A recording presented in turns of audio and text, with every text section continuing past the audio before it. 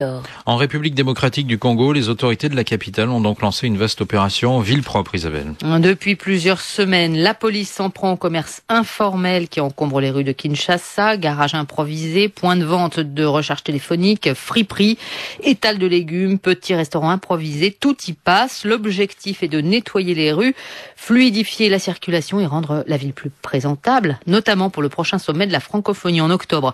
Ces interventions sont parfois musclées et mal vécu. Reportage Bruno Minas. Au triangle de la Cité Verte, un carrefour à l'ouest de Kinshasa, plane une forte odeur de brûlé venant d'un gros tas de cendres fumantes. C'est tout ce qui reste d'un petit marché informel. Une patrouille est passée par là au lever du jour. Quelques policiers restent en surveillance. De l'autre côté de la place, un groupe de vendeuses et de vendeurs en colère. Ils viennent, ils trouvent les tables, même les articles, tout. On brûle. Ils ont pris des cartons, des poissons, les cuisses de poulet, tout ça. On a brûlé ça. C'était pour une maman qui avait l'habitude de griller pour la population. L'opération Ville propre a cependant ses partisans, surtout au volant. Elle rend la circulation plus fluide. Mais c'est la brutalité des interventions qui est critiquée jusqu'au gouvernement. Pour sa part, le patron de la police assure que ces hommes font pour le mieux, le commissaire général Bizengimana. La police a reçu des instructions de pouvoir se comporter très bien et ils se comportent très bien. C'est seulement les gens qui ne comprennent pas ou qui ne veulent pas exécuter les instructions qui se voient appliquer la brutalité, mais sinon les éléments de la police se comportent très bien. Mais s'attaquer au commerce informel dans la rue est une tâche sans fin. Il constitue l'essentiel de l'économie de la capitale. Faute d'emplacement, les vendeurs reviennent vite une fois les cendres balayées. Bruno Minas, Kinshasa, RFI. À Kinshasa, c'est aujourd'hui que s'ouvre un procès hors norme avec plus de 150 accusés. Il s'agit des assaillants présumés du 27 février 2011. Ce jour-là, un dimanche, une attaque surprise du palais présidentiel avait échoué.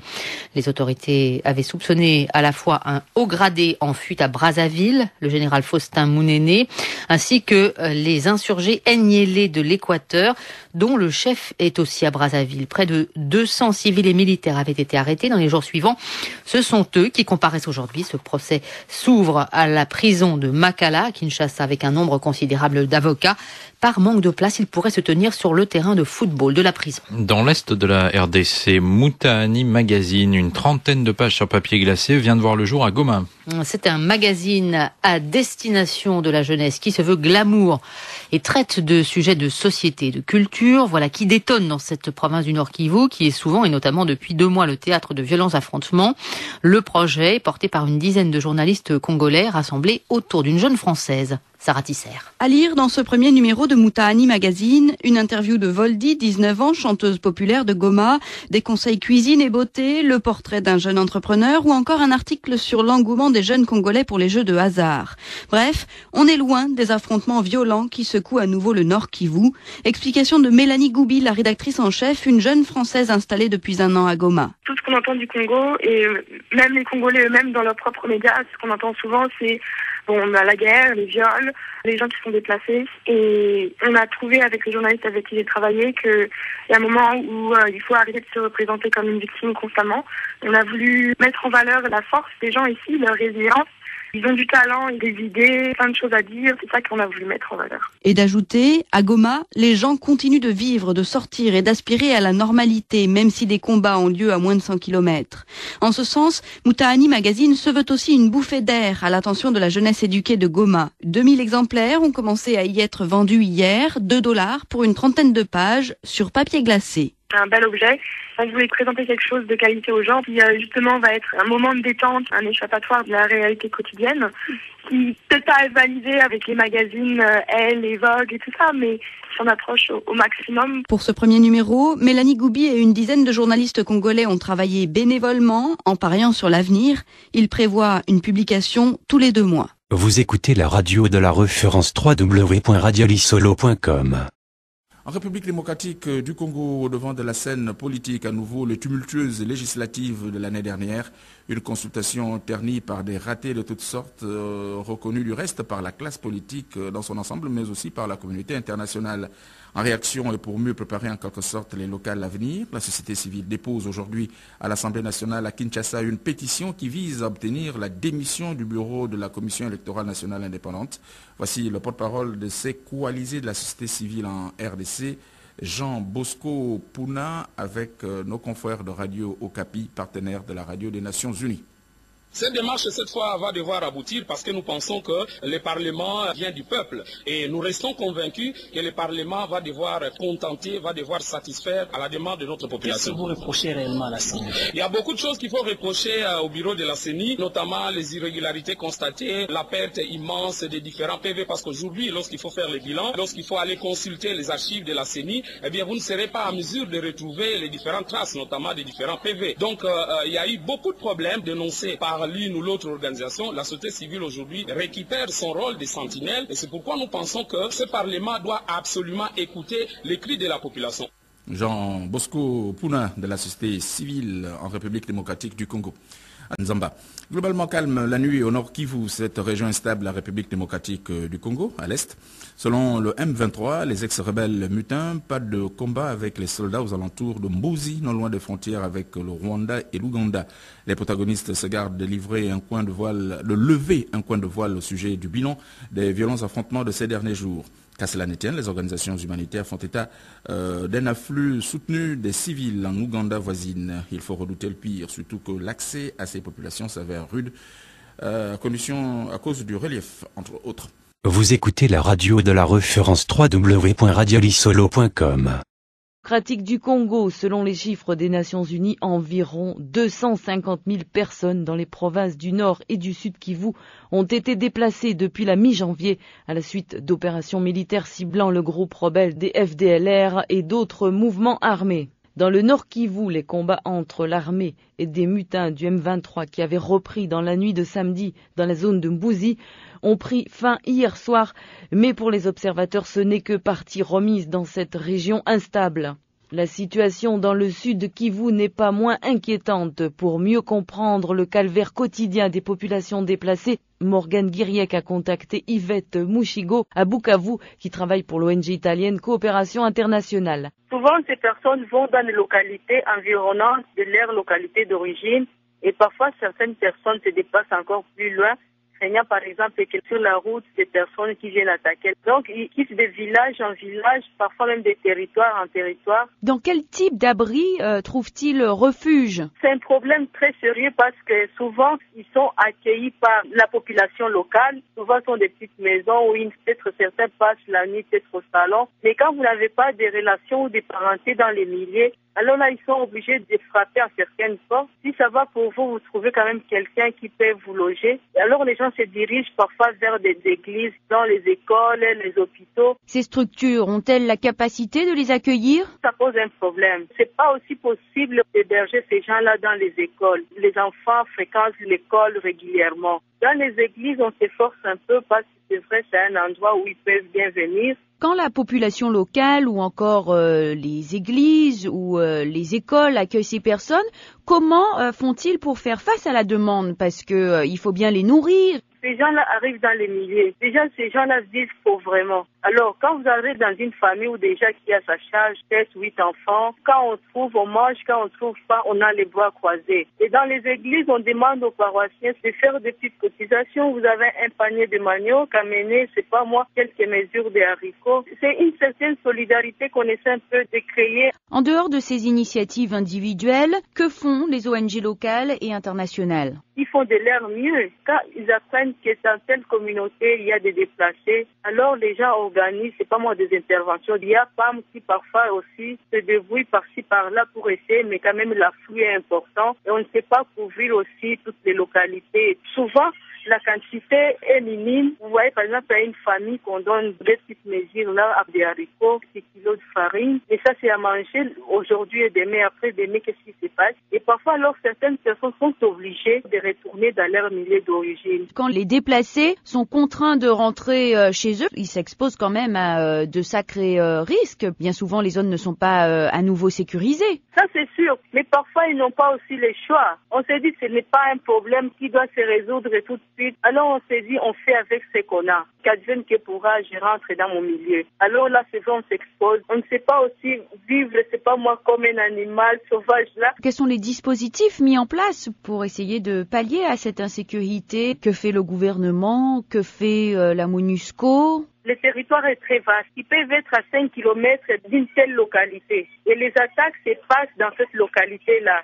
Il faut qu'ils se déplacent. Et parfois, ils arrivent dans les milieux, c'est trop tard. Donc, il y a aussi cette immensité de nos localités. Ils ne savent pas couvrir tout. Dans certains milieux, les populations se sont organisées. Ce sont des petits groupes-là, des jeunes gens du milieu qui parfois ils utilisent les armes blanches. Ça pose aussi des problèmes parce que ce sont des enfants qui sont recrutés. Ils abandonnent l'école, se disent on va attaquer un groupe armé. Et là c'est un problème parce que lorsque les autres vont répliquer, là c'est la communauté qui va en pâtir. Yvette Mouchigo, membre de la société civile du Sud Kivu, était jointe à Bukavu en RDC. Serge Mutanda, citoyen journaliste de la Colombie, au sud-ouest du Katanga. Bon, l'actualité de la semaine a été dominée plus par la visite de la délégation du Premier ministre récemment nommé, M. Matata Mponyo. Dans le jargon congolais, quand un ministre a au gradé vient, c'est pour ramener aussi une enveloppe. Et il y a aussi un problème d'eau sale. On n'a pas un bon dessert d'eau potable dans des nouveaux quartiers. Ces quartiers-là ne sont pas desservis en eau potable. Alors, les eaux usées terminent aussi les cours d'eau, les points d'eau où les gens sont en train d'aller s'approvisionner. Même quand ça le robinet, ce n'est pas de l'eau bien traitée. À l'œil nu, on peut voir que le fond est devenu noir parce que ce n'est pas une eau que l'on peut consommer. Le courant, de plus en plus aussi, on est en train de couper. Il y a même quelques semaines, 2 incendies déclarés qui ont bousillé une radio communautaire et aussi une bibliothèque parce qu'il n'y a pas d'électricité alors que la chaîne de radio a été obligée d'utiliser un groupe et le groupe a fait un court-circuit qui bousillait leur matériel. C'était presque le même incident aussi à la bibliothèque parce qu'ils ont alimenté le bâtiment avec un groupe.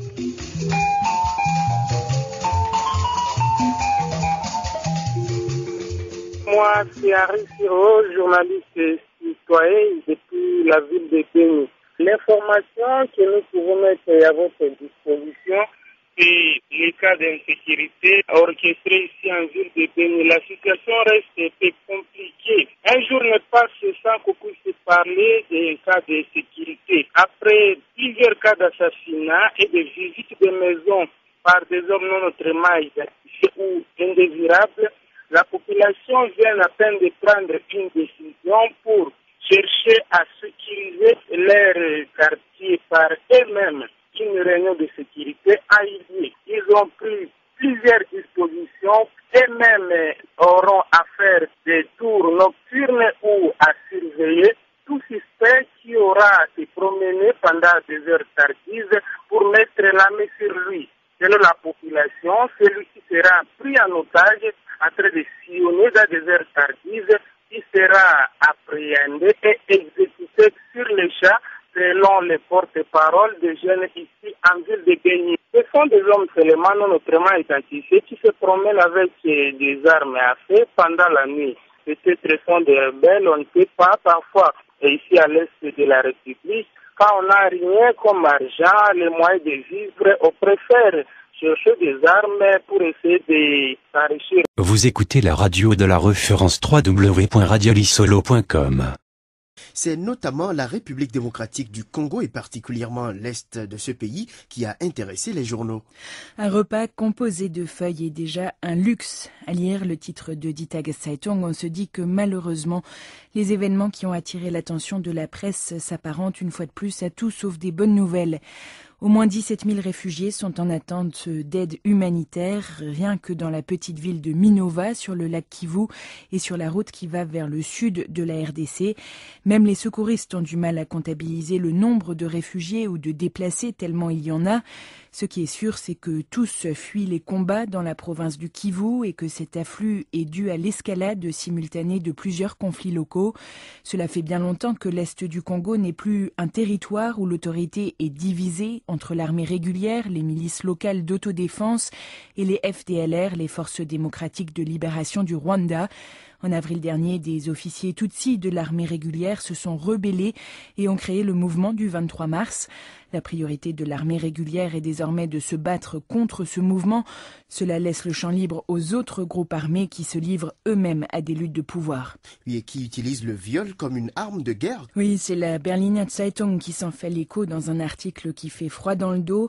Impossible de déterminer le nombre de victimes, écrit le journal. Ce qui est certain, c'est que les violences sexuelles sont le plus souvent d'une telle gravité que les victimes ne peuvent plus mettre d'enfants au monde, et ce, malgré plusieurs opérations. Dans ce contexte, on pourrait penser que le mandat d'arrêt émis par Luis Moreno Ocampo, procureur de la Cour pénale internationale, contre les deux chefs rebelles Bosco Ntaganda et Sylvestre Munda Kumara, ce mandat d'arrêt est donc plutôt une bonne nouvelle. Oui, au moins pour ce qu'on appelle la communauté internationale, et le président de la RDC, Joseph Kabila, estime la Neue Zürcher Zeitung. Quand on pense que la force de l'ONU en RDC, la MONUSCO, avale 1,5 milliard de dollars par an, mais que les négociations de paix n'avancent pratiquement pas, on se dit que l'action de la CPI arrive à point nommé. Elle permet aussi à Joseph Kabila de redorer son blason auprès de l'Occident, ce dont il a bien besoin vu les conditions de fraude massive dans lesquelles il a été réélu récemment.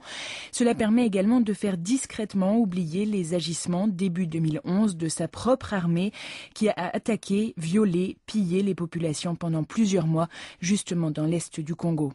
Cela dit, et malgré les intérêts personnels de Luis Moreno Ocampo dans cette affaire, le mandat d'arrêt contre Ntaganda et Munda Kumara est un signal fort contre l'impunité. Un signal qui pourrait se répercuter positivement sur la stabilité de la RDC. Un signal qui n'aura cependant d'effet sur le long terme que s'il est imbriqué dans une stratégie globale pour régler les problèmes. Vous êtes branché sur la 3xwradiolissolo.com.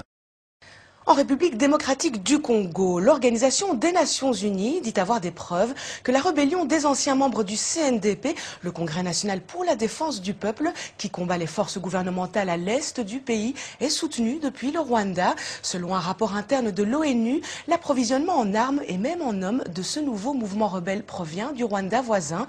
Les Nations Unies ont également conduit des entretiens avec 11 combattants qui ont déserté leur position dans les forêts montagneuses à la frontière entre la RDC et le Rwanda. Selon le document, un mineur figure parmi eux. Le rapport confidentiel procuré par nos confrères de la BBC décrit ces combattants comme des Rwandais recrutés au Rwanda sous prétexte de rejoindre l'armée nationale. Le porte-parole du M23, le lieutenant-colonel Vianney Kazarama, a encore une fois démenti tout soutien du Rwanda à ce mouvement rebelle. Les forces armées de la RDC intensifient ces attaques contre les rebelles dirigés par le général Ntaganda, et le président Joseph Kabila a déclaré qu'il se donnait une semaine pour stopper la rébellion et procéder à la capture ou au meurtre de Ntaganda. Vous écoutez la radio de la référence www.radiolissolo.com. Bonjour à tous. Va-t-on vers de nouvelles tensions entre Kigali et la MONUSCO? En tout cas, le dernier rapport de la mission onusienne en RDC a mis le feu aux poudres. Dans ce document, l'ONU affirme avoir conduit des entretiens avec 11 combattants du M23 qui ont abandonné leur position dans le Nord Kivu. Ces derniers auraient tous affirmé avoir été recrutés et formés au Rwanda. Écoutez d'abord les précisions de Penanini Touré, porte-parole par intérim de la MONUSCO. Le rapport parlait de 11 éléments ex-combattants qui se sont rendus à notre programme DDRRR, qui est effectivement à l'Est. Les combattants, d'après l'interview que nous leur avons faite, et après toutes les vérifications, ils nous ont dit qu'ils combattaient auprès le mouvement du 23 mars M23 et que ces éléments-là avaient pris la fuite parce qu'ils ne voulaient plus continuer les combats, et donc ils sont venus au centre DDRRR pour qu'on les aide à rentrer chez eux. Et qu'ont-ils expliqué concernant leur recrutement? Selon les informations que nous avons pu recueillir auprès d'eux, ils nous ont dit donc qu'ils ont été recrutés à partir du Rwanda. Ils nous ont donné le nom d'un village, Mundede, donc c'est au Rwanda. Ils ont été, selon encore une fois ce qu'ils nous ont dit, ils ont été recrutés et ils pensaient pouvoir donc joindre l'armée rwandaise. Ils voulaient donc se faire enrôler dans l'armée rwandaise, mais après recrutement, ils se sont plutôt retrouvés de l'autre côté de la frontière. La ministre des Affaires étrangères du Rwanda déclare ces allégations fausses et mensongères. Oui, c'est ce qu'elle dit, effectivement, c'est ce qu'elle pense. Mais encore une fois, nous, ce que nous avons dit dans ce rapport est basé strictement sur ce que nous avons pu recueillir auprès de ces personnes. Mais c'est-à-dire que vous avez cherché à contacter le Rwanda pour vérifier ces faits ? À ma connaissance, non. Mais je ne dis pas que cela n'a pas été fait. Pénanini Touré, porte-parole par intérim de la MONUSCO, joint à Goma. Suite à ce rapport, le Rwanda n'a pas tardé à réagir. Ce sont des rumeurs totalement fausses et dangereuses, a déclaré dans un communiqué la ministre des Affaires étrangères, Louise Mushikiwabo. Et la mission de l'ONU en RDC, a-t-elle dit, coûte des milliards de dollars. Cela a été un échec depuis le premier jour. Autre réaction ce soir sur notre antenne, celle du M23 lui-même, le mouvement du 23 mars, qui est composé de membres de l'ex-rébellion du Congrès national pour la défense du peuple, le CNDP. Le M23 a repris les armes depuis plusieurs semaines et dément tout soutien du Rwanda. Écoutez son porte-parole, le lieutenant-colonel Vianney Kazarama. C'est archi faux. Nous sommes des Congolais qui ont un problème. Nous avons signé des accords à Goma avec le gouvernement de Kinshasa. Le gouvernement n'a rien appliqué. C'est ainsi que nous sommes mis à côté pour revendiquer nos droits. Ce sont les staffs de la MONUSCO qui ramassent les informations d'ici et de là pour saluer l'image du Rwanda. Mais c'est faux. Nous avons une base c'est faible, c'est qui nous ravitaille toutes les munitions et les armées. Question de dire que le Rwanda nous soutenons, c'est faux. Si le Rwanda nous soutenons, nous ne devrions pas être ici. Nous devrions être partout en aire du Congo. Vianney Kazarama, le porte-parole du M23. Comme chaque soir, voici à présent les témoignages des 100 citoyens journalistes en RDC. La Voix de l'Amérique s'associe à ce projet pour donner la parole aux... Je m'appelle M. Dieudonné. Les barreaux de Mboujmaï étaient en grève. Ils avaient boycotté d'intervenir au parquet du fait qu'il y a un des magistrats qui a été arrêté par le procureur. Il avait passé 2 jours au cachot. Il a été humilié selon les barreaux. Ils ont décidé de boycotter le travail. Samedi dernier, ils ont levé cette grève-là de 5 jours. Il y a l'insécurité. Chaque jour, on enregistre dans presque chaque quartier, c'est mort. Mort, on ne sait pas pourquoi. C'est la commune qui est censée enterrer la personne qu'on a trouvée peut-être morte ou empoignardée, tout ça. Donc il y a l'insécurité totale dans la ville de Mboujmaï. Il y a une nouvelle méthode. On a donné les numéros de ces communications presque à tous les coins. En cas où il y a un problème, on fait appel au district pour intervenir. Du fait qu'on avait trouvé qu'il y a les policiers, les militaires qui allaient sécuriser les différents coins, on trouvait toujours qu'il y avait des vols.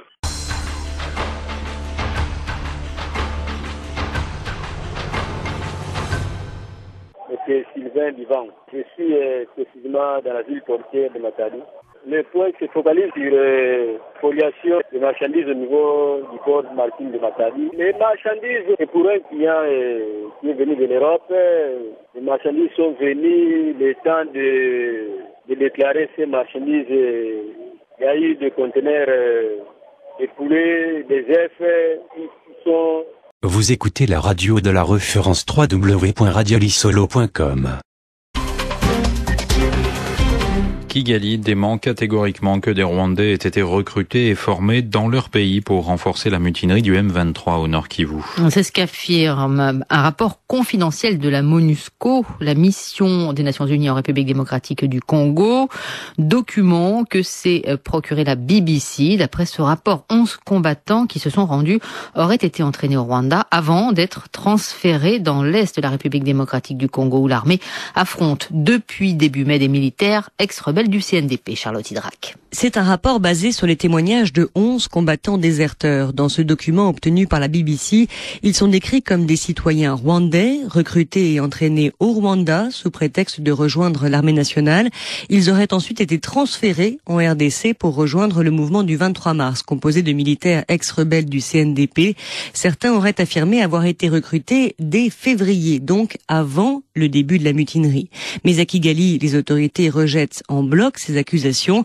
Dans un communiqué, la ministre rwandaise des Affaires étrangères parle de rumeurs fausses et dangereuses et qualifie la mission de l'ONU en RDC d'échec. La chef de la diplomatie appelle l'ONU à protéger les civils plutôt qu'à produire des rapports. De son côté, le porte-parole du gouvernement congolais reste prudent. Selon Lambert Mende, les autorités ne disposent pas à ce stade d'éléments qui pourraient confirmer ces informations. Rappelons qu'en décembre 2008, un rapport d'experts de l'ONU avait déjà pointé du doigt le Rwanda, l'accusant de soutenir les rebelles du CNDP. Le Rwanda avait alors démenti, mais un mois plus tard, Kigali avait procédé à l'arrestation de Laurent Nkunda, le chef de cette rébellion. Hirut Gebre-Selassie dirige le bureau de la MONUSCO au Nord Kivu. Elle ne confirme pas l'existence de ce rapport confidentiel, mais la MONUSCO a effectivement conduit des entretiens avec 11 personnes se présentant comme des citoyens rwandais et ayant combattu avec le M23. Écoutez ces précisions. 11 individus se sont présentés à notre camp militaire à Rutshuru-Bugari. Ils disent être des Rwandais qui auraient été recrutés au Rwanda et qui auraient été transférés au Congo pour aller combattre aux côtés du M23. Nous les avons gardés dans le camp du Diar et le gouvernement nous a demandé de les garder le temps qu'ils trouvent une solution au problème. Est-ce qu'ils ont raconté par qui ils avaient été recrutés ? Ils n'ont pas été très spécifiques, ils ne semblent pas avoir les noms des personnes qui les ont recrutés, mais ils nous ont dit qu'ils ont été recrutés là-bas. Ils avaient cru qu'ils allaient être recrutés pour l'armée rwandaise et puis plus tard se sont retrouvés transférés au Congo. Tout ça, c'est leur parole. Est-ce qu'ils ont expliqué pourquoi est-ce qu'ils avaient déserté ? Ils nous ont dit qu'ils ont déserté parce qu'ils voulaient rentrer chez eux. Est-ce que effectivement certains vous ont raconté avoir été recrutés dès février ? Ils disent avoir été recrutés, je crois, plutôt au mois de mars, et qu'ils ont été transférés quelque temps après. Parmi eux, il y aurait un mineur ? Il faut qu'il soit examiné par des spécialistes, mais un des 11 individus semble être un mineur.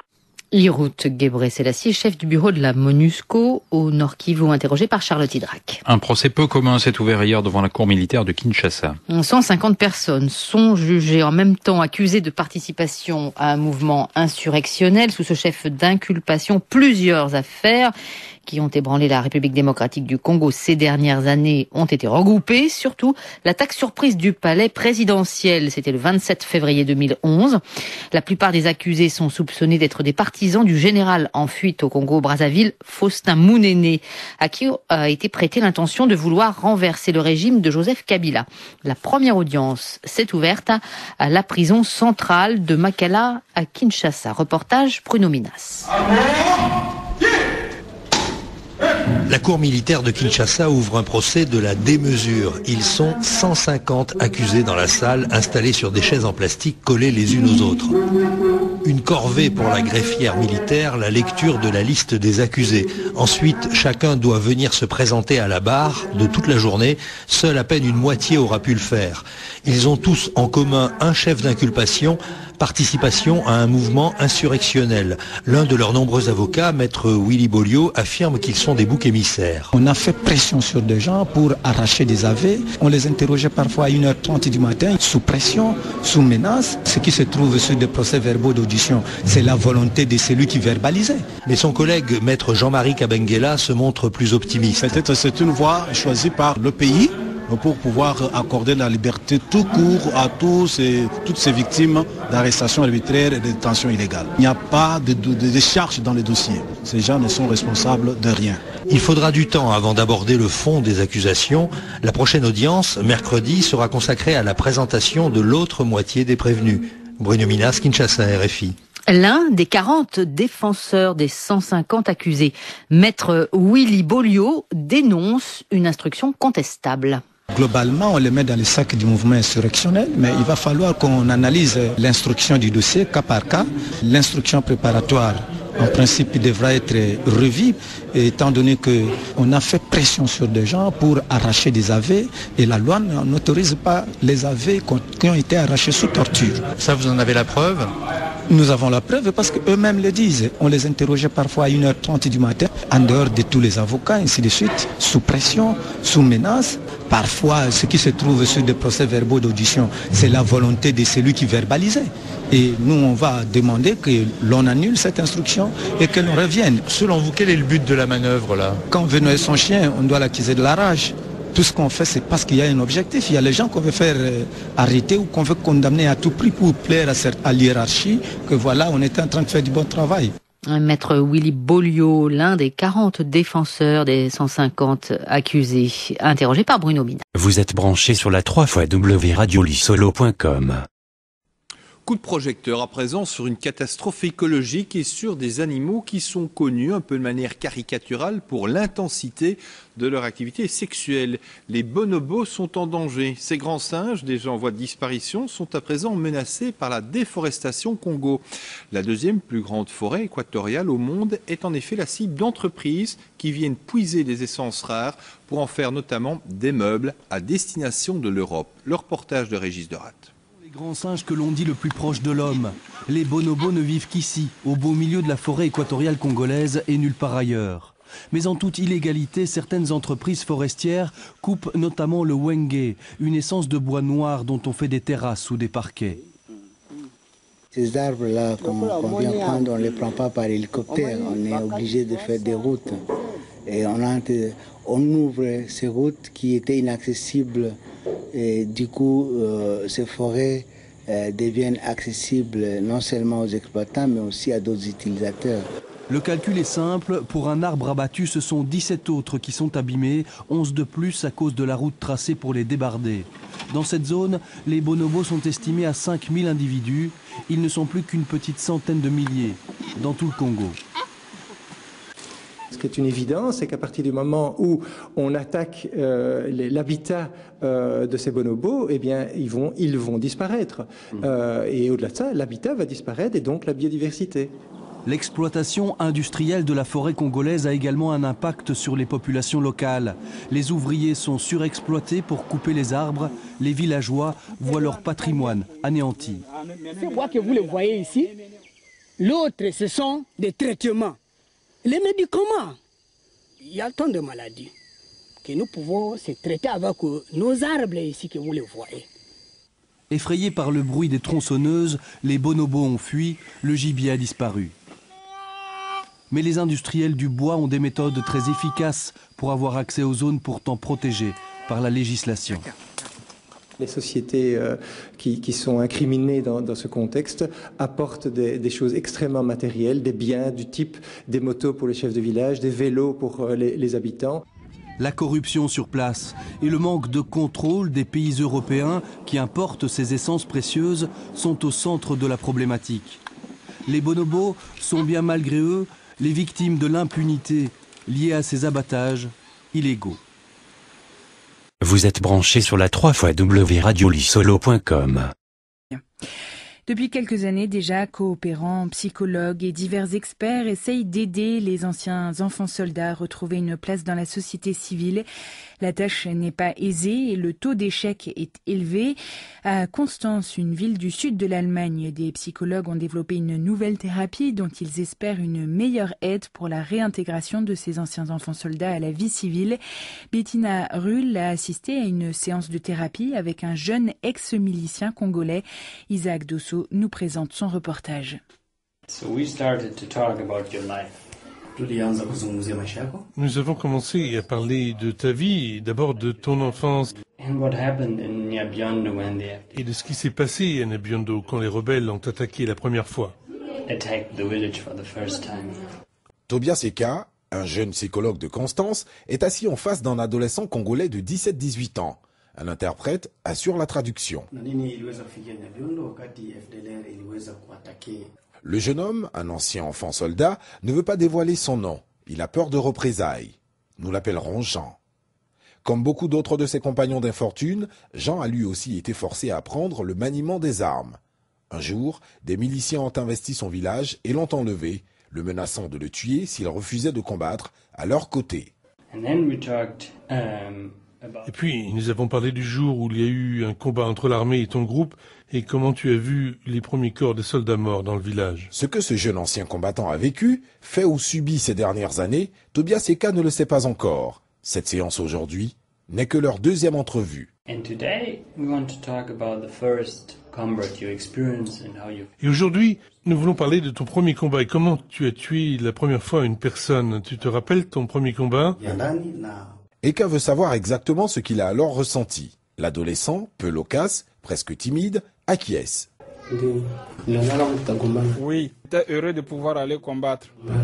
Ce qui est particulier ici, c'est que ce ne sont pas les victimes qui sont traitées, mais leurs agresseurs. Des agresseurs qui ne sont pas que des enfants ou des adolescents que l'on a manipulés, menacés et forcés à prendre les armes, à tuer, et qui sont eux aussi traumatisés. Nombreux sont les enfants soldats qui ont agi dans différents groupes armés. Certains en sont sortis volontairement, d'autres grâce à des programmes de réintégration. D'autres encore sont retournés combattre dans différents groupes ou milices armées. Cependant, même si au début ils sont forcés de combattre, avec le temps, la plupart des enfants s'habituent à la guerre. Certains d'entre eux commencent même à aimer la violence. Quand Tobias Eka parle avec eux, ils lui racontent souvent avec enthousiasme leurs expériences guerrières. C'est pourquoi une part importante de la thérapie se concentre sur les moyens de neutraliser cette envie de combattre. Jusqu'à présent, on a négligé le fait que si les enfants soldats subissent des traumatismes, ils en font aussi subir à d'autres, souvent même sans y être forcés, simplement parce que cela leur plaît ou parce que considéré comme nécessaire par leur entourage. C'est le cas du jeune homme assis ce matin en face de Tobias Eka. Par 2 fois déjà, il a essayé, mais en vain, de trouver sa place dans la société civile. Eka espère qu'à la fin de sa thérapie, cet enfant soldat ressentira autrement ses expériences de guerre et qu'il en sera définitivement revenu. Et puisqu'on parle à l'instant de la République démocratique du Congo, l'ONU pointe du doigt le Rwanda, affirmant dans un rapport confidentiel que des Rwandais ont été recrutés et formés dans leur pays pour renforcer des mutins ex-rebelles que l'armée congolaise combat depuis début mai dans la province du Nord Kivu, dans l'est de la République démocratique du Congo. Des accusations qui ont aussitôt été démenties par Kigali. Vous écoutez la radio de la référence 3w.radiolisolo.com. République démocratique du Congo, des citoyens rwandais ont été recrutés et formés dans leur pays pour renforcer la mutinerie d'ex-rebelles que l'armée congolaise combat depuis début mai dans la province du Nord Kivu, dans l'est de la RDC.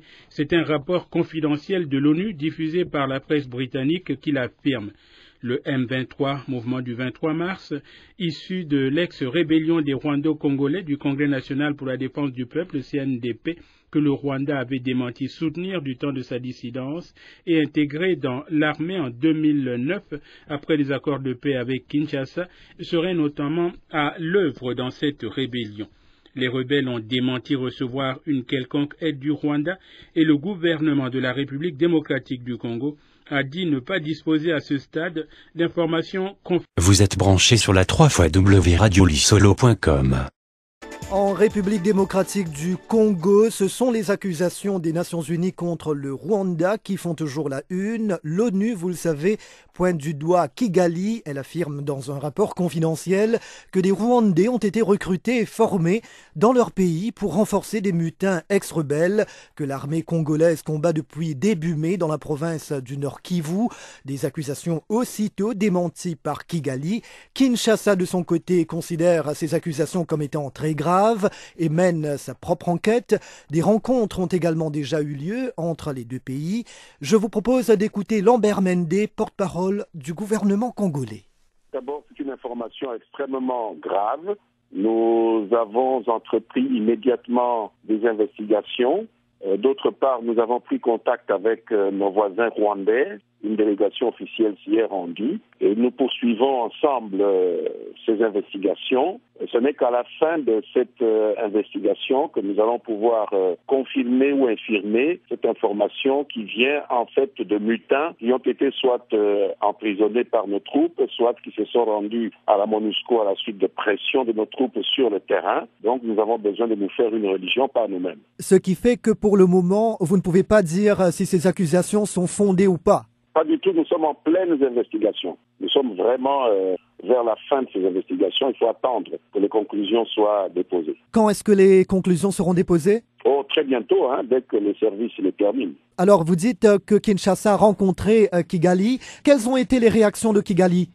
Kigali dément formellement ces informations et a suggéré qu'ensemble nous puissions poursuivre les investigations. Nous avons accepté cela et les choses sont en train de se dérouler maintenant. Et nous voyons que Kigali a été plus loin, qualifiant d'échec à la mission de la MONUSCO. Comment réagissez-vous à cela ? C'est un point de vue de Kigali. Kigali est membre des Nations Unies. C'est un pays souverain. Ils peuvent avoir une appréciation du rôle des Nations Unies. Ça ne nous concerne pas. Et Kinshasa pense que la mission de la MONUSCO est plutôt réussie ? Non, nous ne dirons pas que c'est réussi ou que c'est un échec. Ce sont des partenaires qui travaillent avec nous à une mission extrêmement difficile. Voilà, nous sommes ensemble avec eux, engagés dans cette mission. Alors, que se passera-t-il si les investigations prouvent qu'effectivement des Rwandais ont été recrutés, formés dans leur pays ? Ce n'est qu'à ce moment-là que nous aviserons de ce qu'il faut dire ou de ce qu'il faut faire. Pour l'instant, c'est vraiment trop tôt pour pouvoir dire quoi que ce soit. Bon, je pense que tout a été dit et que nous attendons avec l'impatience que l'on devine l'issue de ces investigations. Lambert Mende, porte-parole du gouvernement congolais, joint à Kinshasa. Nous restons en RDC pour vous proposer la rubrique quotidienne des 100 citoyens journalistes. La Voix de l'Amérique s'associe à ce projet pour donner la parole aux... Moi, c'est Timothée Tchamanga, citoyen journaliste de la République démocratique du Congo. Je suis dans la ville de Goma, dans la province du Nord Kivu. Dans la ville, il y a beaucoup de problèmes qui n'ont pas trouvé de solution. Ça fait bientôt 1 année et demie. Et les problèmes de routes qui ont été rasées en raison de reconstructions qui ne sont pas encore reconstruites jusqu'alors. Et comme c'est le début de la saison sèche ici, les routes sont poussiéreuses et vous savez qu'à Goma, 80% de transports en ville sont assurés par les motos, ce qui fait que les gens ont des énormes difficultés pour quitter leur résidence vers les milieux des services ou bien les marchés. Lorsque vous sortez, il faut vous rassurer que vous allez prendre un bain de poussière.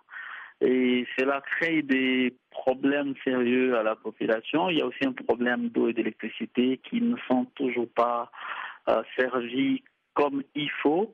Et beaucoup des quartiers ne sont pas desservis en eau potable. La plupart des gens font toujours des courses au lac. Heureusement que nous avons les lacs juste dans la ville.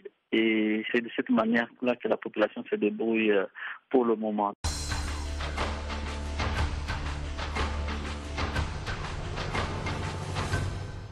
Narval Mabila, je suis un journaliste pour le Katanga à Lubumbashi.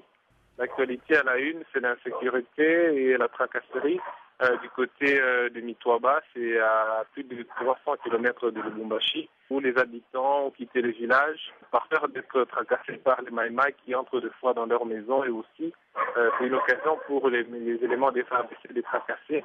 Dernièrement, il y a un commerçant qui a été dépouillé de tout son argent à un montant de 800 000 francs congolais. Il venait pour Lubumbashi. Vous écoutez la radio de la référence www.radiolisolo.com.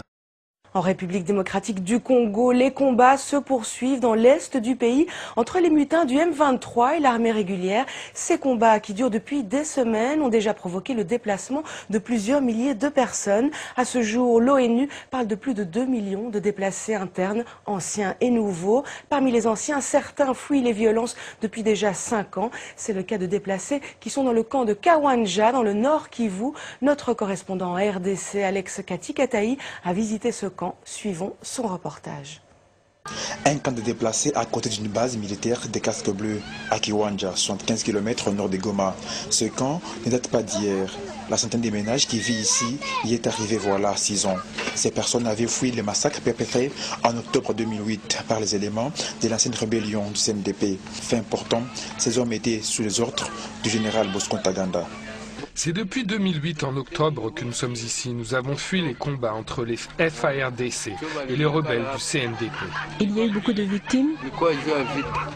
Oui, beaucoup de gens ont trouvé la mort, beaucoup trop. La vie au camp est devenue presque ordinaire. L'aide humanitaire ne vient plus comme avant. Et les déplacés ont trouvé une alternative à cela. Nous allons dans la cité de Kiwanja faire des petits travaux ménagers. On nous donne un peu d'argent, avec quoi nous achetons de la nourriture pour les enfants. Ma vie ici, c'est difficile. Je vais dans la cité travailler et aider les gens dans les champs. Et on me donne un peu à manger que j'apporte à ma femme. Rien d'autre à faire. À côté du camp, un champ d'épinards. Ce sont les femmes du camp qui les cultivent. On les consomme au camp et le reste est vendu dans les marchés voisins. Ce champ appartient aux déplacés qui nous ont précédés ici. Nous l'avons récupéré pour faire nos cultures. Les humanitaires qui nous apportent de l'aide nous ont dit que les épinards sont bons pour la santé. C'est ainsi que nous les cultivons. 6 ans plus tard, personne ne veut retourner dans son village. La peur est encore présente.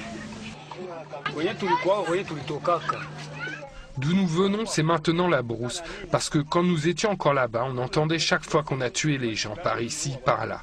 Tu regardes, c'est des gens en tenue militaire. Difficile de savoir si ce sont des rebelles ou l'armée régulière. Quand ils prennent fuite, c'est toujours vers la brousse. Les nouveaux affrontements signalés dans la région ne font que consolider cette peur. Et puis toujours en République démocratique du Congo, les conflits persistants dans l'est du pays continuent de causer de nombreux dégâts collatéraux, parmi lesquels les violences sexuelles qui ne cessent d'augmenter. Une situation qui inquiète les humanitaires qui ont des difficultés à se rendre auprès des victimes à cause de l'insécurité. Alex Katikatayi a visité le centre Heal Africa dans la ville de Goma, un centre qui prend en charge les femmes victimes des viols. Un reportage signé Alex Katikatayi. Le centre médical Heal Africa à Goma, dans l'est de la RDC. Ce centre est spécialisé dans la prise en charge de femmes victimes de violences sexuelles. Dans cette pièce, l'assistante sociale s'entretient avec une victime. Nous ne pourrons pas la filmer des visages pour sa dignité. Je suis venue ici à cause du viol dont je suis victime. Les bandits m'ont trouvée au champ et m'ont violée. C'était au village de Mirangue.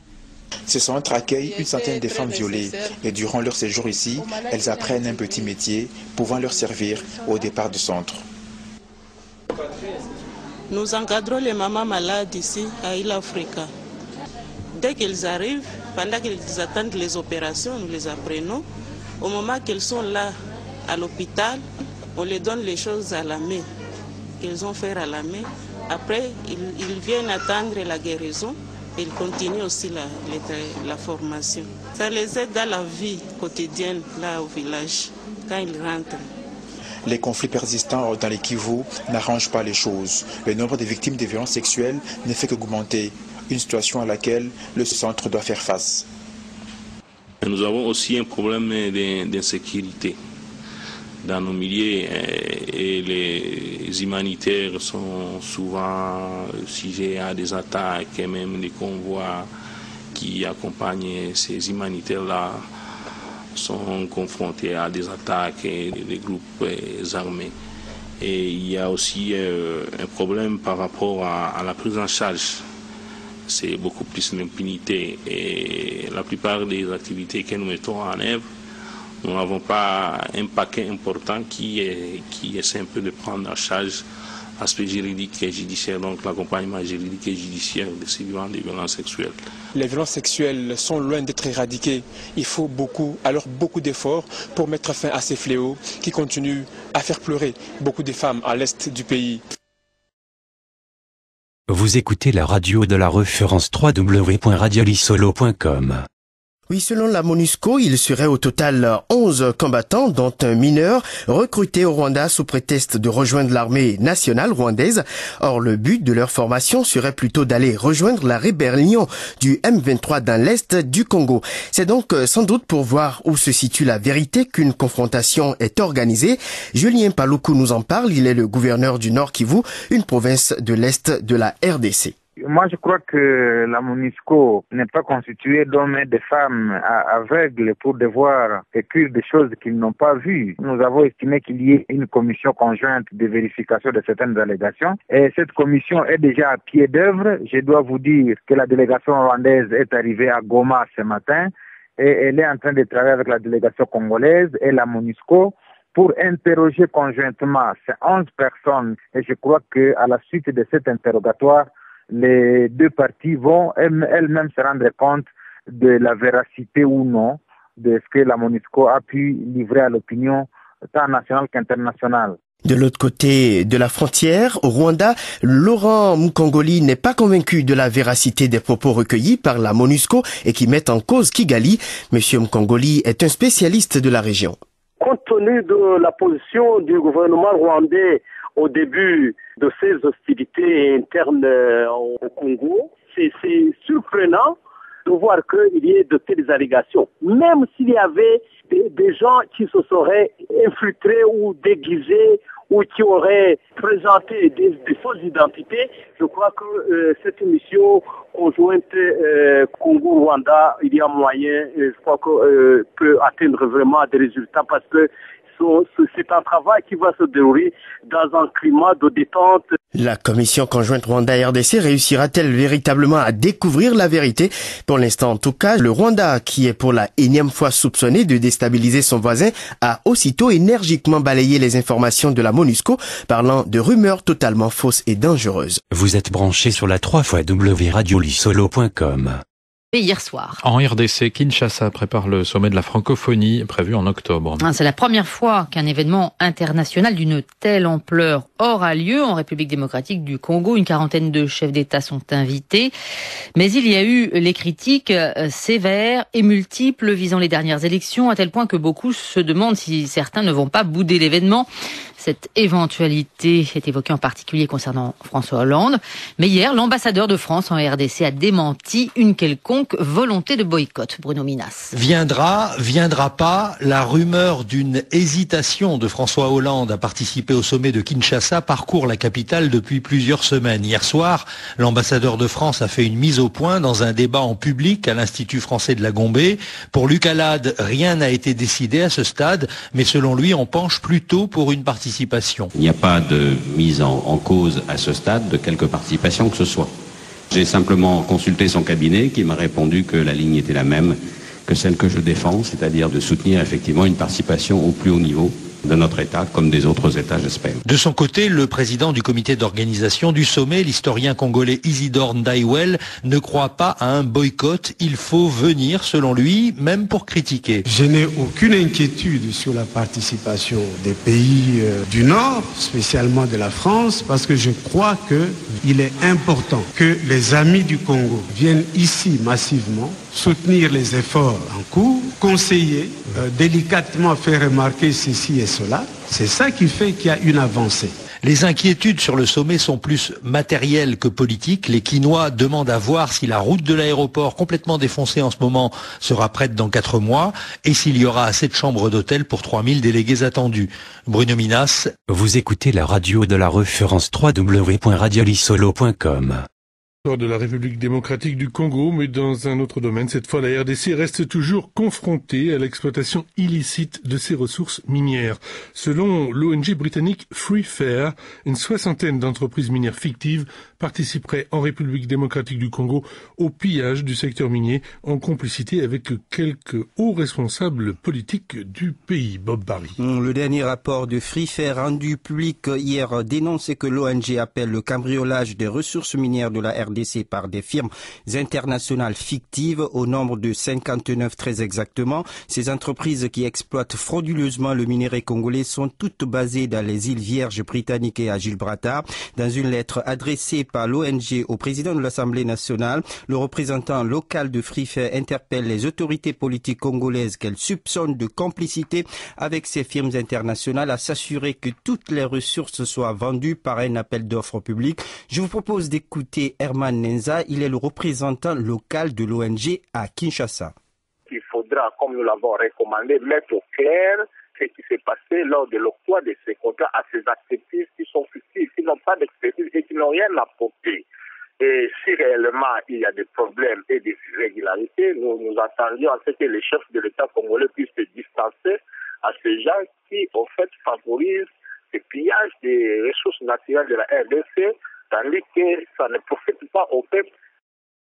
S'il est vrai que l'ONG Free Fair ne met pas personnellement en cause le président Joseph Kabila, en revanche, elle cite directement un ami du palais présidentiel qui serait le patron de la moitié des entreprises satellites épinglées par le rapport, Herman Zenza. Parmi ces 59 entreprises, 22 à elles seules sont ou ont un lien direct avec M. Dan Getla, qui est en fait l'ami personnel du chef de l'État congolais. Pour prévenir les abus dans le secteur minier, l'ONG propose la mise en place d'une commission d'enquête parlementaire pour auditionner toutes les personnalités congolaises citées, notamment dans la vente d'importants biens miniers à des prix dérisoires via ces entreprises fictives. Selon les révélations faites par le député britannique Eric Joyce à l'origine de ce rapport, la perte totale pour la RDC au titre du manque à gagner dépasse les 5 milliards de dollars, Philippe. Vous écoutez la radio de la référence www.radiolisolo.com. Toujours pas d'internet à haut débit pour la République démocratique du Congo, qui a l'un des taux de pénétration d'internet le plus faible au monde. Sur 14 pays devant se connecter au câble sous-marin reliant Londres au Cap, seule la RDC ne l'est pas encore. Camille Grosdidier nous dit pourquoi. Alors que la République du Congo et le Togo ont été officiellement connectés pour la première fois le 15 mai à l'occasion du lancement du projet WAX, le système ouest-africain sous-marin de câbles optiques, ce n'est pas encore le cas pour la République démocratique du Congo. Le projet WAX du géant des télécoms MTN vise à connecter 14 pays africains à la fibre optique pour utiliser Internet à haut débit. Officiellement, la RDC accuse environ 4 mois de retard dans le processus. Ce n'est pas la première fois que Kinshasa rate ce branchement sur Internet à haute vitesse. Parmi les usagers, Didier Bobangue, qui tente de sortir un document dans un cybercafé de Kinshasa, la capitale, il soupire, on ne sait jamais combien de temps cela prendra, dit-il. Quand je vivais au Bénin il y a 10 ans, la connexion était meilleure que celle-ci, constate-t-il. Pour les milieux d'affaires, Internet à haute vitesse serait miraculeux. Les chercheurs, les médecins pourraient travailler virtuellement. Cela fait longtemps que la RDC devrait être branchée, soupire Laurent Tumba, fondateur et patron de la société Internet Microcom. L'Afrique est déjà desservie par 7 ou 8 câbles. Alors la situation est intolérable, ajoute-t-il. En fait, un câble relie déjà Muanda sur la côte atlantique à Kinshasa, mais il n'est pas encore entré en opération alors que cela fait 3 ans qu'on l'a déployé. Pourquoi ? Parce que le gouvernement n'a pas encore donné son accord ni versé les sommes nécessaires au consortium qui gère le câble, encore moins construit les infrastructures nécessaires. Certes, d'autres pays aussi progressent lentement dans ce domaine, mais on peut dire que la RDC avance à un rythme d'escargot, notent les experts. C'est en partie dû au fait que la station d'atterrage ne soit pas conforme aux normes. Il faut dire que selon les médias locaux, la société chargée de la construction n'avait jamais érigé quoi que ce soit de similaire. Elle a procédé à tâtons. Et puis, quelques 3 millions de dollars alloués au projet se sont évaporés des coffres de l'État en 2011, tandis que l'ex-PDG de la société congolaise de postes et télécommunications était inculpé de haute trahison et incarcéré pendant 3 mois en rapport avec cette affaire. Le scandale a éclaté après que des employés de la SCTP eurent protesté contre le projet visant à créer une société privée Congo Câble, pour gérer les réseaux de fibre optique. C'est intolérable, affirme le syndicaliste Jean-Paul Kamalata, car cela priverait les employés de la SCPT des futurs revenus de la société, alors qu'on leur doit des années d'arriérés de salaire. Le syndicat a d'autres préoccupations, ajoute-t-il. La fibre optique ou bien la télécommunication, c'est une sécurité d'un pays. On ne peut pas confier la sécurité d'un pays à un privé.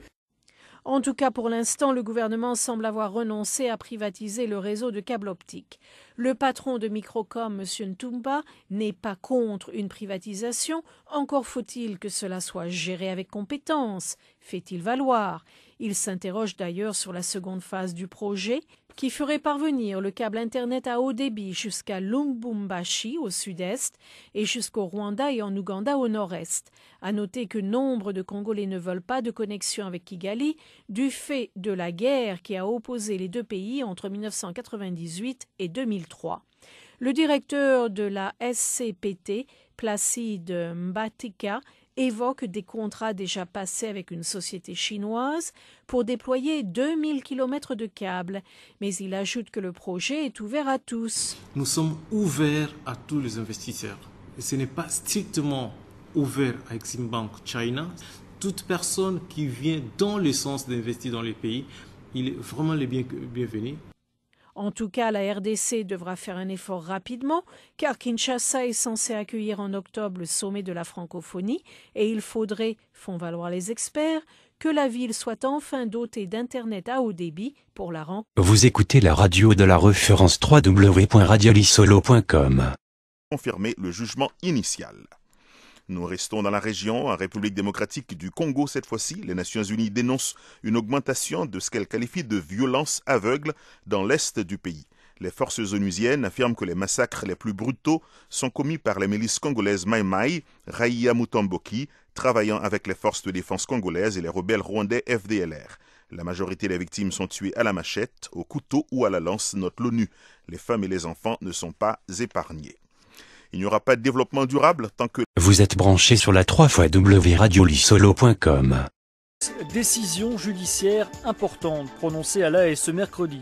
La Cour pénale internationale a confirmé en appel la décision de ne pas juger, faute de preuves, le dirigeant des rebelles hutus rwandais Calixte Mbarushimana, qui était soupçonné de crimes contre l'humanité et crimes de guerre dans l'est de la RDC.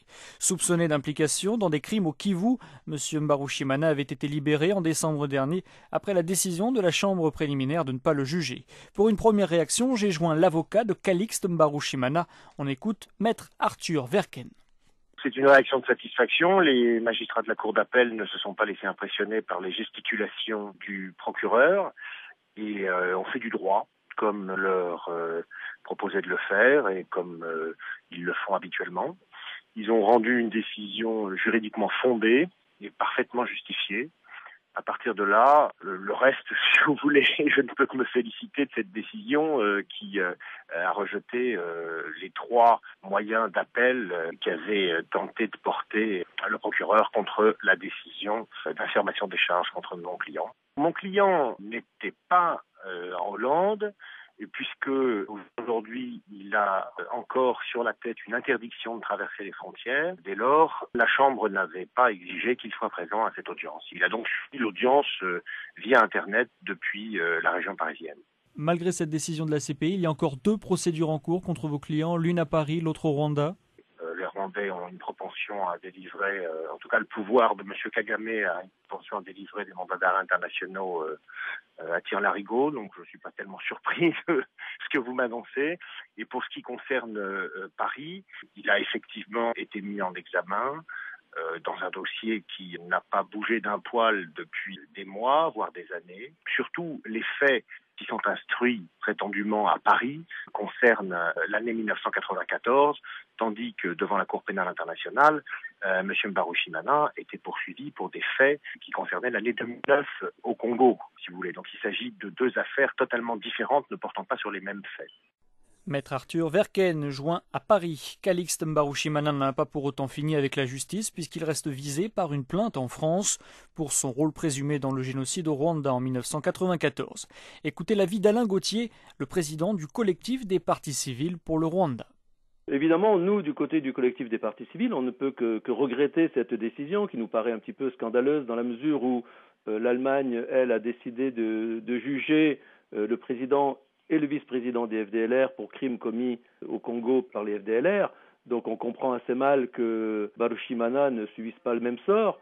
Maintenant, le plus important pour nous, c'est que M. Barushimana reste poursuivi en France pour crimes de génocide perpétrés au Rwanda en 1994.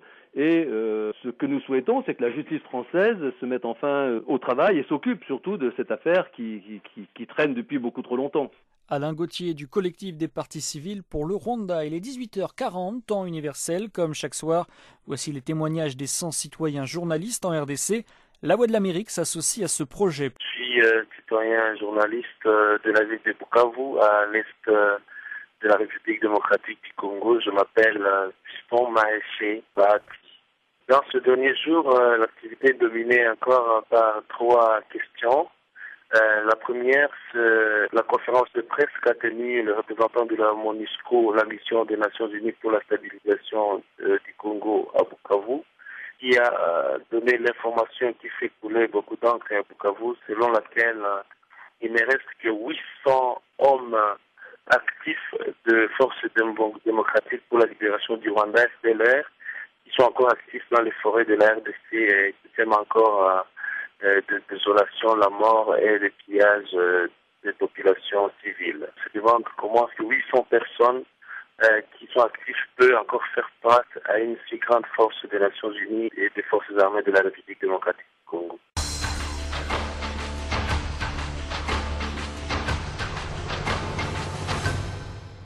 Moi, c'est Rose Mbouyi, je suis citoyen journaliste à Mbujimayi, en République démocratique du Congo. À Mbujimayi, l'actualité, c'est les avocats qui ont levé la mesure qui a été prise dernièrement pour dessécher les audiences. Parce que cette mesure a été prise parce que on avait arrêté arbitrairement un avocat qui s'appelait Douga. Alors, les avocats ont trouvé que la procédure de cette arrestation ne convenait pas. C'est ainsi qu'ils avaient décrété des journées sans audience. Donc, ils ont desséché des audiences. Alors, cette mesure vient d'être levée. Donc, actuellement, les avocats peuvent siéger au sein de leur juridiction. Vous écoutez la radio de la référence www.radiolisolo.com. Rebelle hutu rwandais, il s'agit de Calixte Barushimana.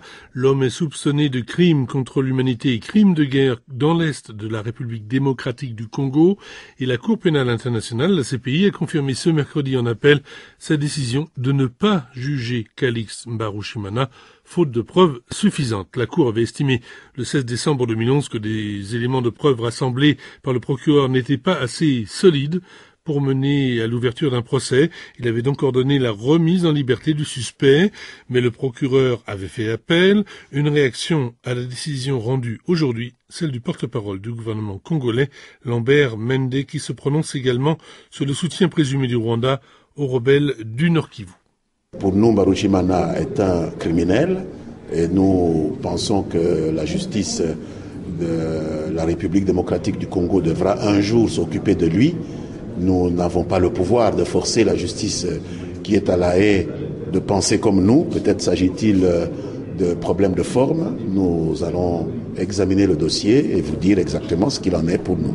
Excellence, aujourd'hui il y a une polémique concernant les rapports internes de l'ONU sur le soutien qu'apporterait le Rwanda au mitin du M23. Quelle est la position du gouvernement congolais? Je ne pense pas qu'il y ait matière à polémique dans la mesure où le gouvernement congolais a ouvert des investigations pour vérifier les allégations qui ont été faites par des mutins auprès des services des Nations Unies. Nous avons également dépêché une mission à Kigali qui a rencontré nos partenaires rwandais qui, de leur côté, ont aussi ouvert des investigations parallèles aux nôtres. Et donc, nous attendons les conclusions de ces investigations que nous porterons à la connaissance de l'opinion publique parce qu'il s'agit d'une affaire grave. Le porte-parole du gouvernement congolais, Lambert Mende, s'exprimait au micro de notre correspondant à Kinshasa, Salé Mwana Milongo. Vous êtes branché sur la 3xW radiolisolo.com. Des Rwandais ont-ils été recrutés pour renforcer la mutinerie du M23 dans la province du Nord Kivu à l'est de la République démocratique du Congo? C'est en tout cas ce qu'affirme un rapport confidentiel de la MONUSCO, la mission de l'ONU en République démocratique du Congo. Selon le rapport, ces combattants auraient reçu un entraînement au maniement des armes, puis ils auraient été envoyés en RDC pour rejoindre le mouvement du 23 mars, des allégations que réfute le Rwanda. Ce rapport fait écho à un autre rapport de l'ONU publié en 2008, accusant le Rwanda de soutenir les rebelles du Congrès national pour la défense du peuple, le CNDP. Et puis je vous rappelle que 13 officiers de l'armée congolaise ont été condamnés à de lourdes peines, la prison à perpétuité pour 8 d'entre eux et des peines allant de 2 à 20 ans de prison pour 3 autres. Notons que 2 officiers toujours en fuite ont été condamnés à la peine capitale, bien que ce châtiment ne soit plus exécuté en RDC. Les mutins ont été reconnus coupables de participation à un mouvement insurrectionnel et de désertion dirigé par le général Bosco Tagenda, ancien chef du CNDP. Vous écoutez la radio de la référence www.radiolisolo.com. De la République démocratique du Congo, les affrontements qui opposent les troupes gouvernementales et les mutins au cours de ces dernières semaines ont mis fin à 3 ans de paix relative dans la province du Nord Kivu. Des milliers de réfugiés ont traversé la frontière pour se réfugier au Rwanda. Selon le haut-commissaire des Nations Unies pour les réfugiés, ces affrontements ont causé le déplacement de plus de 40 000 personnes depuis avril. Le point sur la situation humanitaire avec notre correspondant, Primo Pascal Rudaigwa. Le CICR parle d'une situation humanitaire dégradante à cause des combats qui se poursuivent ici et là dans l'est de la République démocratique du Congo. Frédéric Boyer est le chef de la sous-délégation du CICR à Goma. On voit une augmentation du nombre de personnes déplacées, et des gens qui se déplacent parfois de façon préventive, parfois pour fuir tout simplement les violences, et qui sont extrêmement démunis, et qui sont des personnes qui vivaient déjà dans des conditions très précaires, et qui partent sans rien, qui partent sans l'essentiel pour vivre, donc qui sont dans une grande vulnérabilité. On voit des familles séparées du fait de ces déplacements, des enfants qui ont perdu la trace de leurs parents.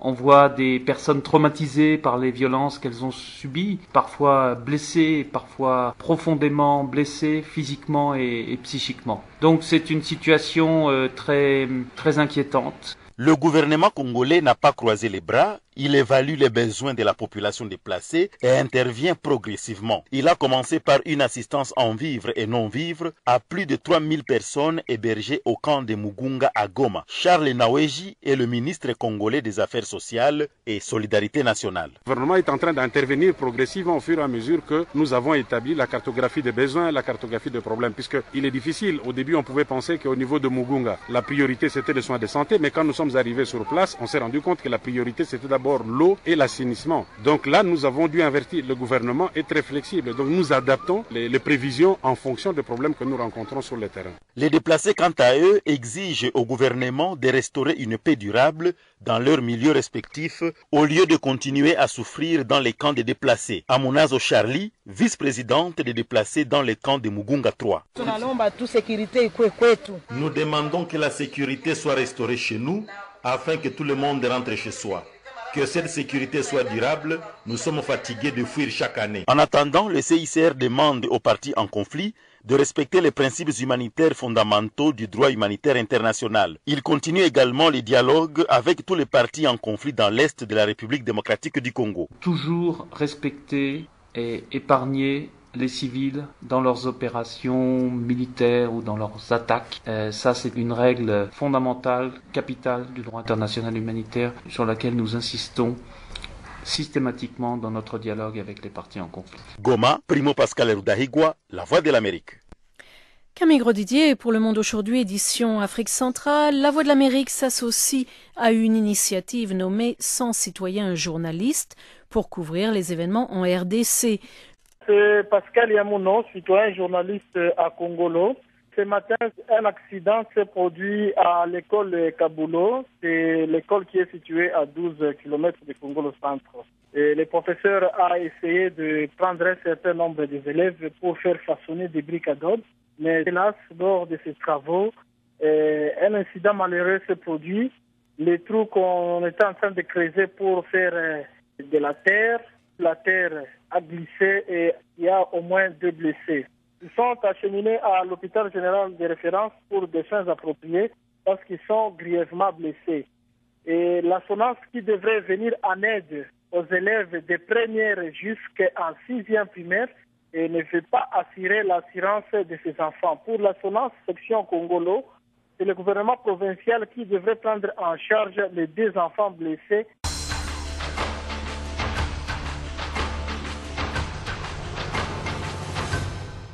Dans la soirée d'hier, il y a eu crépitement des balles au quartier Gambela, dans la commune de Bumbashi. Jusque-là, on ne sait réellement pas ce qui s'est passé. Nous avons juste entendu quelques crépitements des balles. Oui, aujourd'hui, il n'y a pas d'effet marquant jusque-là. La situation est calme. Vous écoutez la radio de la référence www.radiolisolo.com. La CPI a donc confirmé hier en appel la décision de ne pas juger Calixte Mbarushimana. Les preuves ne sont pas suffisantes. Le dirigeant des rebelles Hutus rwandais des FDLR était soupçonné de crimes contre l'humanité et crimes de guerre commis en 2009 sur la population civile d'Ekivu dans l'est de la République démocratique du Congo. Zéphirin Kouadio. Le 16 décembre dernier, la Cour avait estimé que les éléments de preuve rassemblés par le procureur n'étaient pas assez solides pour conduire à l'ouverture d'un procès. L'institution avait donc ordonné pour la première fois depuis son entrée en fonction en 2003 la remise en liberté d'un suspect. Un suspect qui, selon l'accusation, avait contribué au crime des FDLR en RDC en menant une campagne médiatique internationale à travers des communiqués diffusés depuis Paris. Suite à cette décision de sa libération le 23 décembre dernier, le procureur avait interjeté appel rejeté ce mercredi à La Haye. Le procès Mbarushimana n'aura donc pas lieu, du moins pour l'instant. De fait, la décision de ce mercredi ne referme pas définitivement ce dossier. Fadiel Abdallah, porte-parole de la CPI. Maintenant, il n'y a pas de charge à l'encontre de M. Mbarushimana. Si le bureau du procureur le souhaite, il peut demander à la Chambre à nouveau d'ouvrir le dossier et de confirmer les charges, mais uniquement s'il présente des éléments de preuve supplémentaires. Il ne fait aucun doute que les parties civiles vont rester mobilisées pour que ce dossier ne soit pas définitivement classé. Dans cette affaire, la Chambre préliminaire avait reconnu à 130 personnes la qualité de victimes autorisées à participer à la procédure. Calixte Mbarushimana, aujourd'hui revenu à Paris, a été placé sous contrôle judiciaire par la justice française dans un autre dossier pour son rôle présumé dans le génocide au Rwanda en 1994. Dossiers qui sont en cours devant la CPI. Plusieurs chefs de guerre de la République démocratique du Congo sont en cours de jugement devant cette Cour pénale internationale où d'autres sont sous le coup de mandat d'arrêt. Maître Nsi Luanda, président du CODO, le comité des observateurs des droits de l'homme, se félicite de la condamnation de Charles Taylor. Il attend de la justice internationale qu'elle poursuive dans cette voie. Maître Nsi Luanda.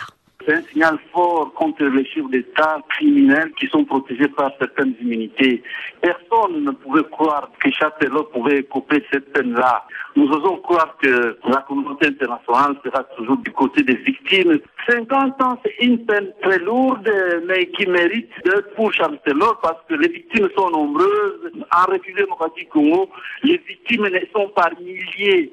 En dehors de Bosco Ntaganda, il y a d'autres criminels, notamment pour les crimes commis dans le Bas-Congo, les crimes commis dans la ville de Kinshasa, les crimes commis dans le Katanga, les crimes commis dans l'Ituri.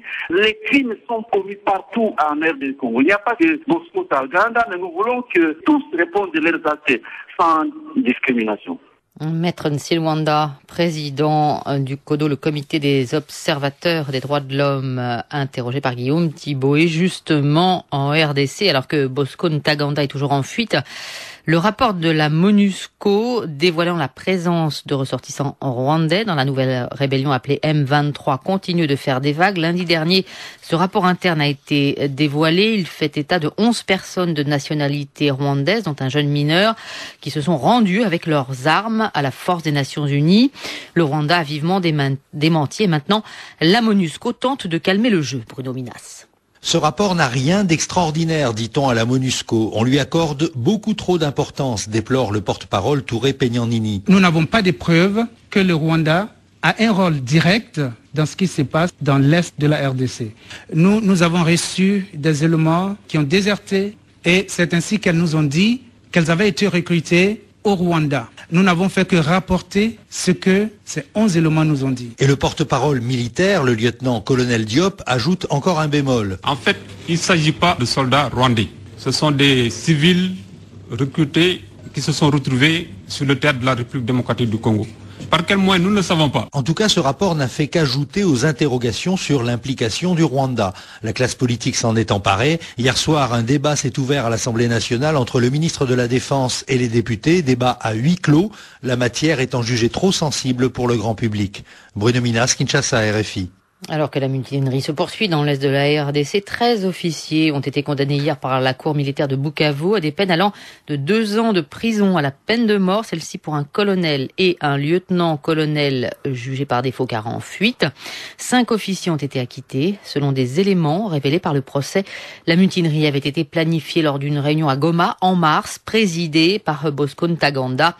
Tous les condamnés, majoritairement issus de l'ex-rébellion du CNDP, ont été transférés à la prison militaire de Kinshasa. Sur le plan politique en RDC, le groupe parlementaire d'opposition MLC a annoncé hier le dépôt d'une plainte en justice contre plusieurs ministres du gouvernement précédent.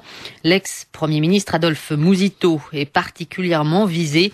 Il lui est reproché d'avoir acquis de nombreux biens immobiliers pendant son mandat à Kinshasa et à l'étranger. RFI à Kinshasa. Vous écoutez la radio de la référence www.radiolisolo.com. Démocratique du Congo, une journée de sensibilisation en faveur des albinos à Kinshasa, initiative du mouvement de défense et d'assistance de ce groupe vulnérable, avec pour principal objectif doter tout complexe aux personnes atteintes d'albinisme, tout en favorisant leur intégration au sein de la société.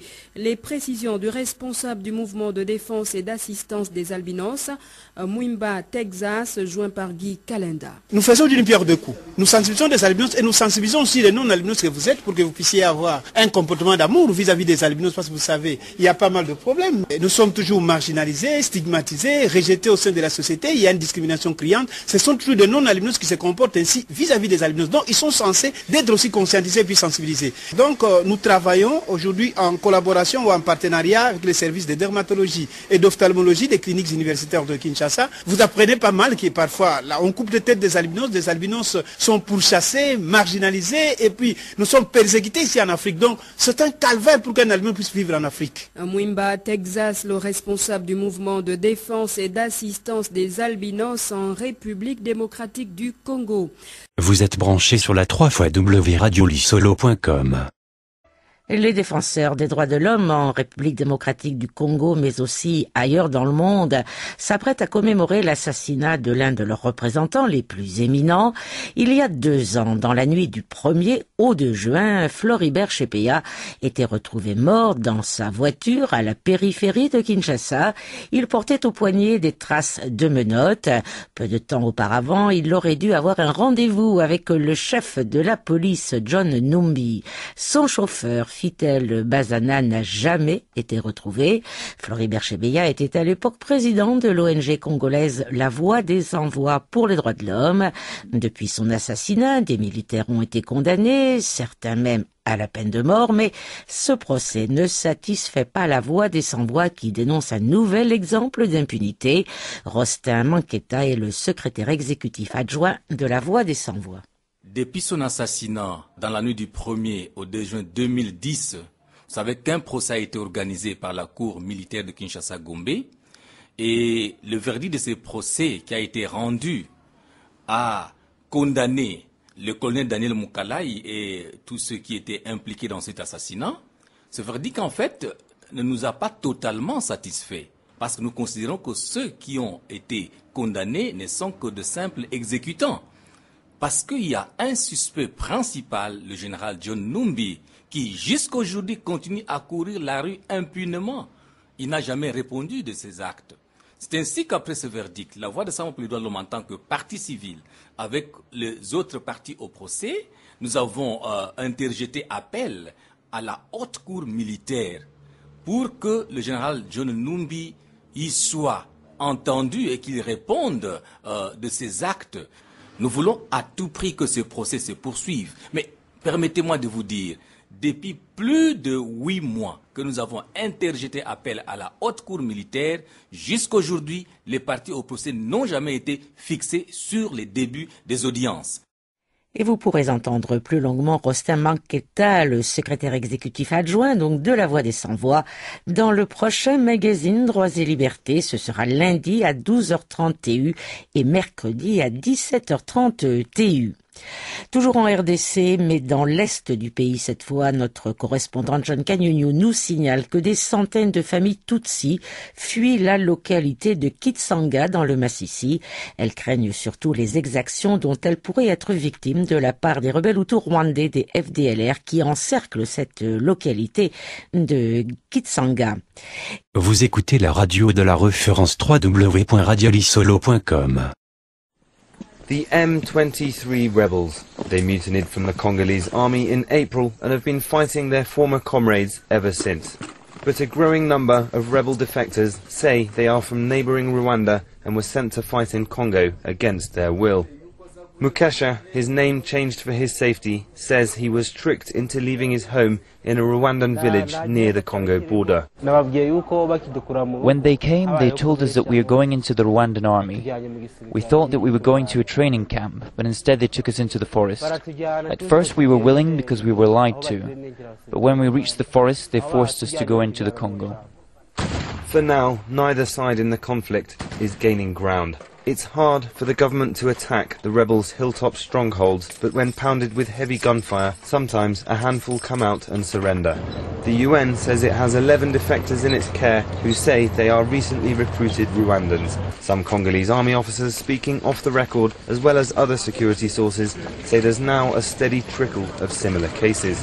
Many of them say they don't know which army or militia came and took them from their homes, but Rwanda firmly denies any involvement. There's certainly my government has nothing to do arming rebels next door. There is no reason whatsoever for this government to be part of any situation that will create instability in this region.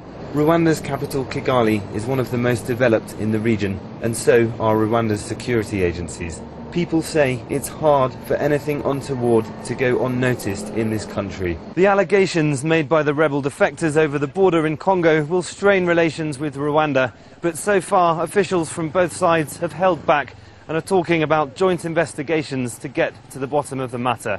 The UN says it's trying to do everything to keep the peace, but the implications of what the defectors say for the conflict and for the wider region remain to be seen. Malcolm Webb, Al Jazeera, Gisenyi, Rwanda. Vous écoutez la radio de la référence www.radiolisolo.com. They call themselves the Patriotic Union of Congolese for Peace, or UPCP. They are singing an anti-government song.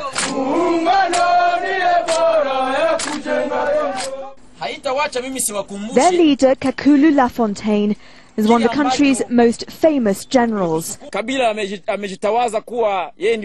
He defected from the army 2 years ago as a protest against President Joseph Kabila. He says various rebel groups in the region are talking about a potential military collaboration. We are all fighting Joseph Kabila. We are not fighting each other. If M23 is fighting the president, we will not fight them. One day we will work together. The general says he protects the villages under his control.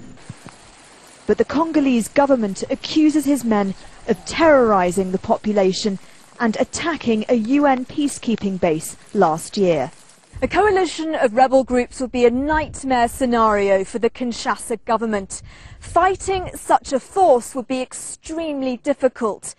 The president may be forced to sign yet another peace deal. While the Congolese army's focus remains on defeating the M23 rebels, other armed groups are taking advantage, moving into positions the national force has vacated. We're not at a stage yet where we can say the Eastern Congo is going up in flames. We're at a stage, I think, where the Eastern Congo is certainly on the verge of something that could be an escalation of violence if things don't go well. But I think this is why diplomacy is so important now to prevent that. Diplomacy is vital for these people. They are among the thousands who have abandoned their homes and farmland and rely on outside aid.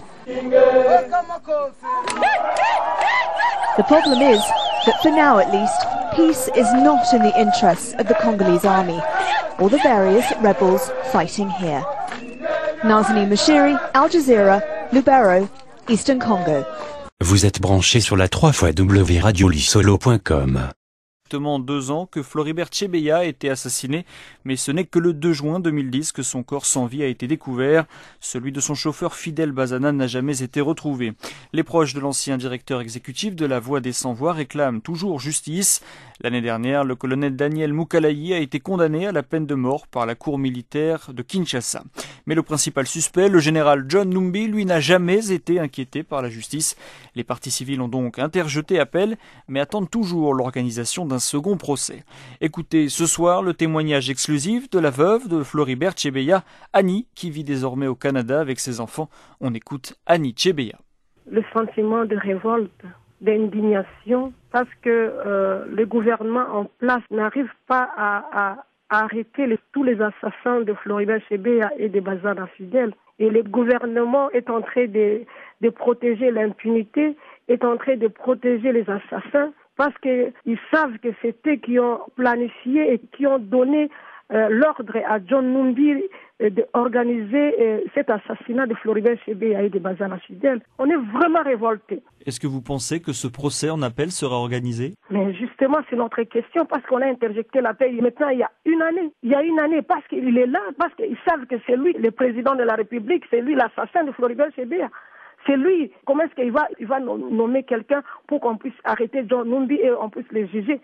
Mais nous ne lâcherons jamais, nous va continuer. Mais si à payer encore nos vies pour ça, nous on va le faire. 2 ans après cette affaire, comment vivez-vous? Difficilement. Nous vivons très difficilement. Nous sommes venus comme tout le monde. Il n'y a rien de spécial pour nous. On souffre avec les enfants de Floribert. Nous souffrons. Et les assassins sont... John Numbi est libre, il n'est pas inquiété, il mange, il voyage, il fait tout ce qu'il veut. Et le président de la République, c'est lui qui a donné l'ordre. Il est là avec sa femme et ses enfants. Mais moi, mes enfants sont en train de souffrir. Et les enfants de mon frère sont en train de souffrir. Nous souffrons. Cette vie que nous menons maintenant, nous souffrons. Est-ce que vous avez espoir un jour de connaître la vérité dans cette affaire? C'est pour cela que je vous ai dit, messieurs les journalistes, que nous ne lâcherons jamais. Nous allons poursuivre jusqu'à l'éclatement de la vérité. Et nous allons chercher des voies et moyens pour le faire. Voilà pour ce témoignage ce soir d'Annie Chebeya jointe à Ottawa. Vous écoutez la radio de la référence www.radiolissolo.com. En République démocratique du Congo, dans l'Est cette fois, avec cet appel des organisations internationales pour mieux protéger les civils. Ces derniers sont en effet pris pour cible suite aux affrontements armés entre les FARDC et les différents groupes rebelles. Selon les derniers chiffres des Nations Unies, plus de 100 000 personnes ont été forcées de fuir leur maison pour échapper à la violence dans la région. Écoutez ce soir les précisions de Céline Schmitt, porte-parole du HCR à Kinshasa. Les civils sont des cibles de plus en plus pour des éléments armés. Les différents groupes armés confondus, des groupes armés étrangers, des groupes armés congolais, ils sont accusés de collaborer soit avec un groupe, soit avec l'autre. Et nous, ce que nous faisons, ce que font les acteurs de protection et également le HCR, c'est d'appeler toutes les parties au conflit à respecter les droits de l'homme, les droits humains des civils, mais aussi les obligations du droit international, et d'arrêter les représailles contre les civils et de les prendre pour cible. Une autre difficulté à laquelle nous faisons face est une difficulté d'accès. Donc nous appelons également les différentes parties au conflit à permettre un accès humanitaire aux populations civiles, puisque très souvent ces populations sont dans des endroits reculés, des endroits où des combats ont lieu. Céline Schmitt, jointe à Kinshasa. Comme chaque soir, voici les témoignages des 100 citoyens journalistes en RDC. La Voix de l'Amérique s'associe à ce projet pour donner la parole aux Congolais. Je m'appelle Al-Hadji Koudra Maliro, journaliste de la Voix de l'Amérique à Ville de Béni. La société qui bat record ici en Ville de Béni, c'est le mauvais état de certaines routes ici même en Ville de Béni. Le coût de transport est monté à la hausse.